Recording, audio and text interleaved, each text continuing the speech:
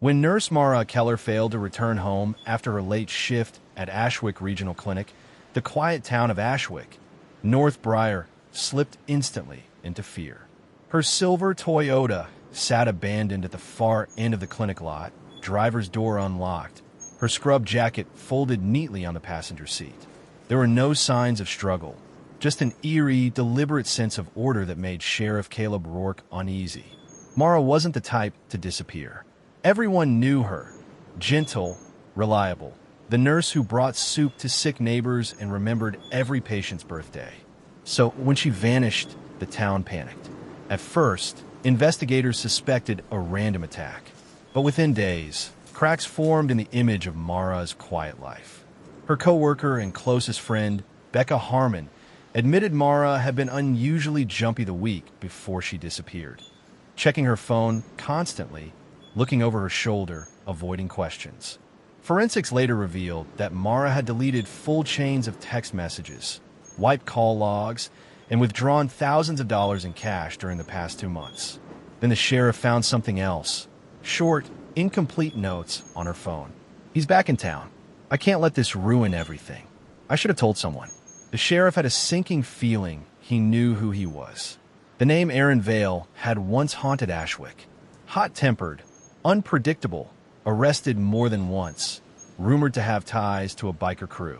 But worse, he had a sealed juvenile record tied to Mara. At 16, she had filed a restraining order against him for stalking, breaking into her bedroom, and watching her while she slept. Old wounds reopened. A timid grocery clerk, Eli Boone, came forward saying a man with Aaron's snake-tattooed hand had been asking about Mara recently. A bolo went out, but Aaron was nowhere. Then Mara's landlord made a discovery, a hidden flash drive under her porch. Inside were 4 files. 3 were terrified by video messages from Mara, saying Aaron had returned and was demanding money, threatening to ruin her life with the past.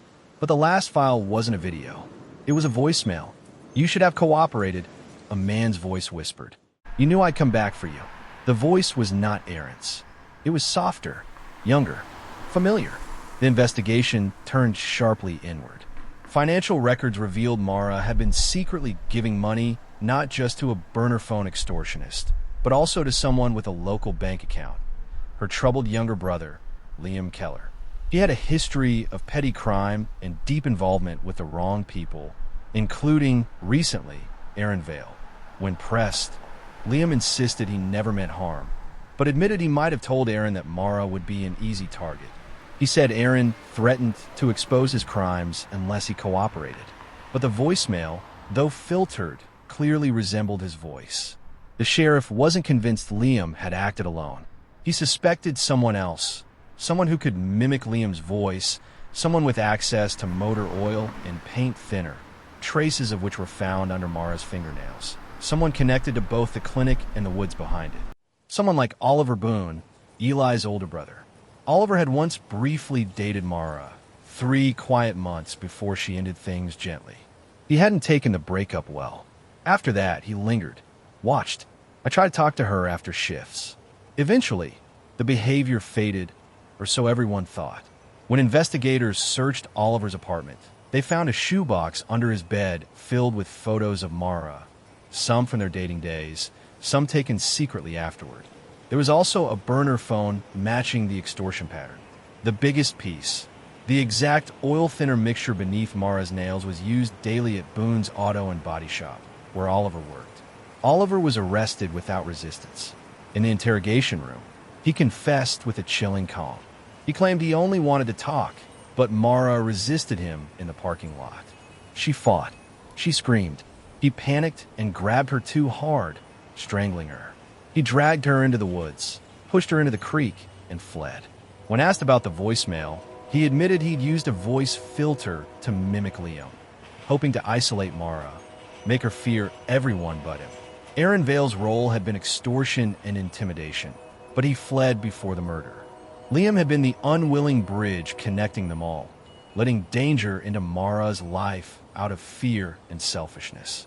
But Oliver Boone, he was the true threat. The hometown boy with a festering obsession. Mara's body was found 11 days later in the creek, tangled against a fallen log. The town of Ashwick broke with grief. At her funeral, Becca said Mara had a gift for seeing the good in people. But the truth was written in a journal entry found in her dresser. Danger doesn't come from strangers. It comes from the ones who know your routine, the ones who remember your smile, the ones who think you owe them something. Monsters grow here too, in places like Ashwick, and one of them remembered me.